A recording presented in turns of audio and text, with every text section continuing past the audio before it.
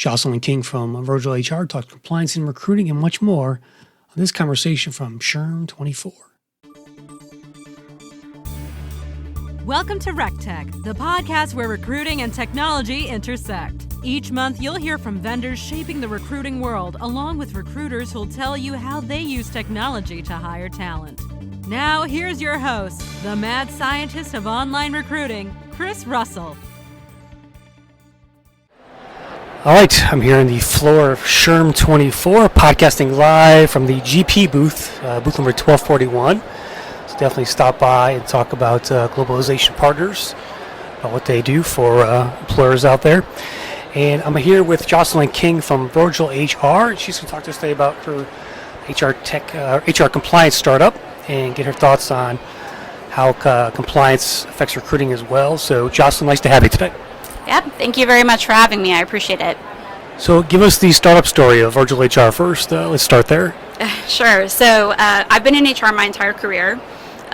Predominantly worked for high-growth technology companies and functioned as a generalist for most of my career. So I touched on everything. I've managed talent acquisition and pretty much every part of HR. And I've worked for very large companies, really small companies, so a wide variety. And my first role as an HR director, I was working at a company that was predominantly in Maryland and then ended up kind of expanding to become a multi-state employer. And we hired our first employee in California, and I lost my mind. I had no clue what to do. Compliance was a total mess. I was doing a ton of research on Google. I had this Excel sheet where I was tracking all of the laws that were changing. It wasn't very scalable. And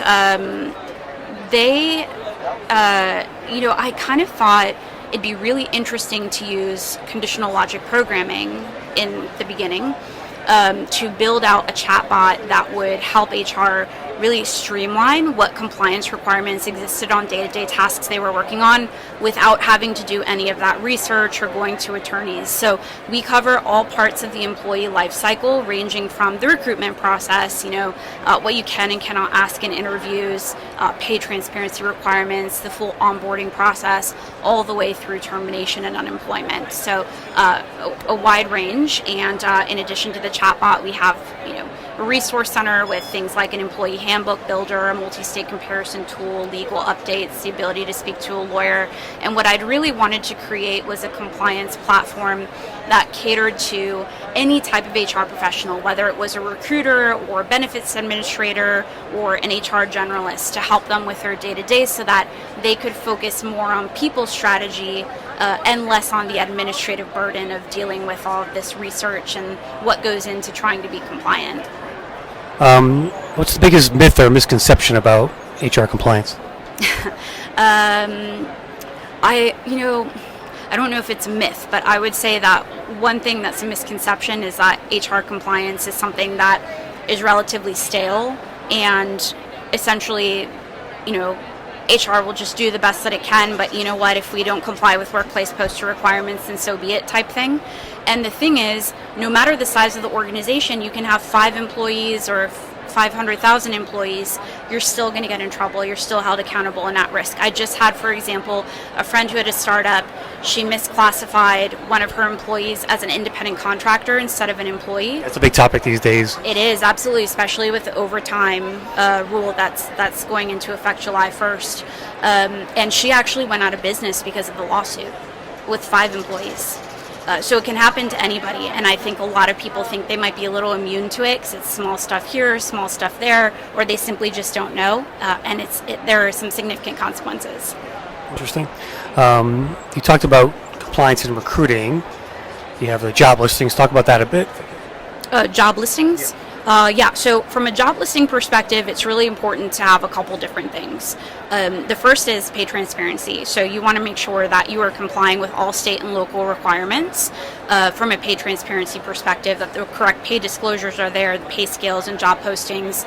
A lot of wage transparency laws now require you to include benefits in your job posting as well. You also, if you really wanted to tighten things up, you might want to put, if you think about it from an ADA perspective, all of the requirements, especially physical requirements that are expected out of this role. So how many pounds you can carry, whether you can sit or stand for X period of time, etc. Because if somebody ever comes and says, hey, I need this accommodation, and you can come back and say, well, this isn't the job description, and there's no way for us to accommodate without it creating an undue hardship, or you just not being able to perform your role despite an accommodation, you want to be able to always point back to the job description. So those are really, really important. Is there compliance and onboarding? Oh, a ton of compliance and onboarding. Yes. Walk us through some of that. So we actually have an onboarding module in our tool, and we cover all aspects of the onboarding process, from the pay transparency laws to employee classification, worker classification. We do have classification audit tools that cover FLSA common law plus state IRS common law or ABC test.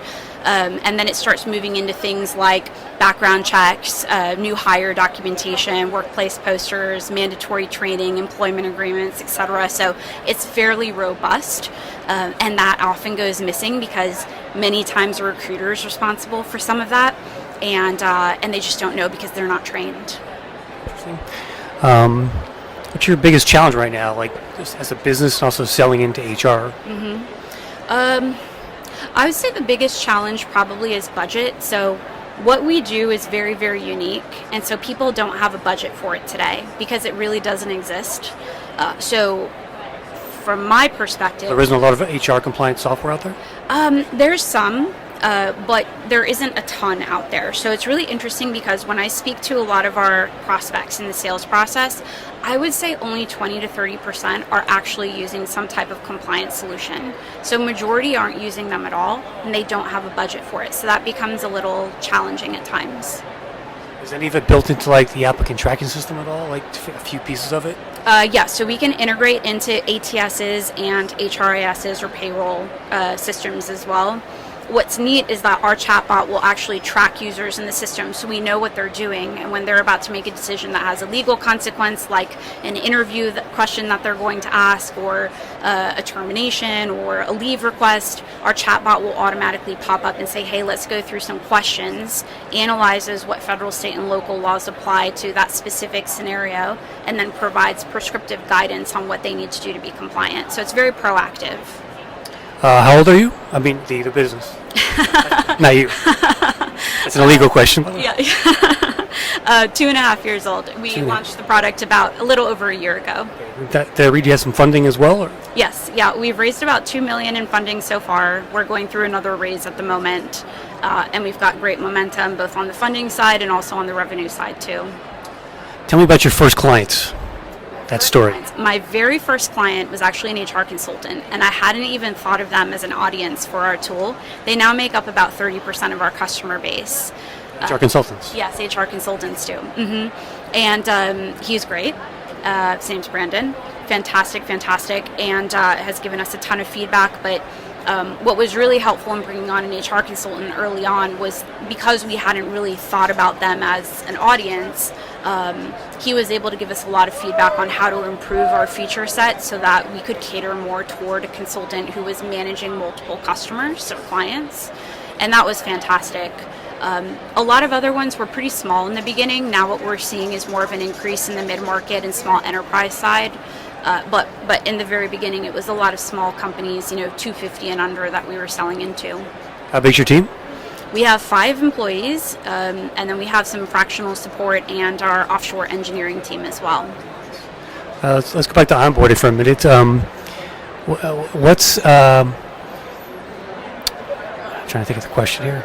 What is best practices for onboarding? Do you have a kind of a list you could give me? So we are actually in the process of rolling out what we call kind of state orientation kits. So they're very comprehensive, and it kind of walks you through every step of setting up an employee for the first time in a new state, but also kind of very much explaining all of the employment and labor law components to each state or locality that you need to be aware of when you're thinking about things like policies or benefits or payroll, for example. So we do offer that. Onboarding in general, is surprisingly a very complicated process, especially things like classification or even job descriptions. A lot of companies don't take job descriptions very Cut and paste for most of them. Yes, exactly. But the problem is a job description can make or break a lawsuit. You have to be very thoughtful about job descriptions. So there is a lot of nuance to onboarding that not a lot of people consider, but there are plenty of amazing HR professionals. You know any stories about lawsuits and job descriptions? I mean, I'm curious. Yes. So for example, there's a really large retailer that was not very thoughtful about the way that they put together a job description, and they didn't add some of the physical requirements for a job that required physical activity. And so when this employee came and said, oh, I've got, whatever medical problem and I can't do this, they'd said, well, then I'm sorry, but you can't do your job and there's no other role we can put you in, so we're going to let you go. And so the employee, when suing them, came back and said, well, you never made this a requirement in the job description, and now you've let me go because of some arbitrary requirement you say exists now. And it became a really big deal, and unfortunately that company lost in the lawsuit, and the employee prevailed. Interesting. What are you hoping to get out of SHRM? Do you have a booth here as well, or? I do. I have a booth here, so a lot of it is just networking, building relationships. Would love to talk to partners about how we can work together, so that's a big part of my day as well. But right now it's just meeting with our current customers and building those relationships there and seeing how things are going and getting feedback from them, and then building those new relationships as well with prospective customers. And it's also really great when you're at the booth because you get a lot of feedback from people on what they're looking for out of the product, so it's a really great product discovery exercise as well. You have a long history in HR. Why are you so passionate about this? I think ultimately it comes down to people. If you have a job where you can create some type of positive effect to somebody's day-to-day, especially when they might spend more time at work than they do with their own family, that's a huge win. And so you find a lot of motivation out of that. You find a lot of purpose from it as well. And so I just find it to be just this really mission-driven career that you don't get in a lot of other roles. And I love that piece to it. And I also really enjoy the people strategy side of things and being able to work with C-levels to promote a more people-centric strategy across the organization as a whole. And if you have the right relationship with your CEO, you're able to do that, and it's quite successful. And so seeing the results from that and how it positively impacts employees in the workplace and their families too is pretty incredible. Awesome. Well, good luck with the product, and tell the audience where to go learn more about VirgilHR. Yeah, thank you. So VirgilHR is an employment and labor law compliance platform. Essentially what we do is we eliminate the need for HR to do any type of research on employment and labor law requirements. So if you have an employee who's requesting maternity leave in California, you might be spending 3 hours on Google trying to figure out what to do. Instead, you can use our smart chatbot, ask the question, it analyzes what federal, state, and local employment and labor laws apply to that employee, and then provides very prescriptive step-by-step guidance to HR on what they need to do to be compliant. We have a resource center that includes an employee handbook builder where you can either upload an existing handbook, software analyzes what policies are missing and adds new policies into it, or you can build a handbook from scratch. And we're constantly tracking laws as they pass, so we push newer updated policies into your handbook as well, so it's always up to date real time. You have the ability to speak to a labor and employment attorney. We offer legal updates, a multi-state comparison tool. So it's a full compliance suite. Compliance offering that we're providing, and really what we're here to do is help HR save time so they're not focused so much on the administrative burden and more on the people strategy, as I mentioned earlier. Really control outside legal costs so you don't have to go to outside counsel as often, and of course in the process of doing things right the first time, mitigating risk and liability for the business. And the URL is? The URL is www.virgilhr.com. Thanks, Jocelyn. Thank you so much. Looking for your next HR technology role? Go to your browser, type in hrtechjob.com, and browse hundreds of jobs with the best HR technology vendors. HR tech professionals finally have a dedicated job marketplace to find work or be found. Sign up for job alerts or post a resume. Discover jobs with companies like Workday, Phenom, HiBob, deal, and more. You'll even find HR tech roles with employers in case you want to work with managing HCM or HRIS platforms. HR Tech Job, the only job market for HR technology careers. Join us at hrtechjob.com. Another episode of RecTech is in the books. Follow Chris on Twitter at Chris Russell or visit rectechmedia.com, where you can find the audio and links for this show on our blog. RecTech Media helps keep employers and recruiters up to date through our podcasts, webinars, and articles. So be sure to check out our other sites, recruiting headlines, and HR podcasters to stay on top of recruiting industry trends. Thanks for listening, and we'll see you soon on the next episode of RecTech, the Recruiting Technology Podcast.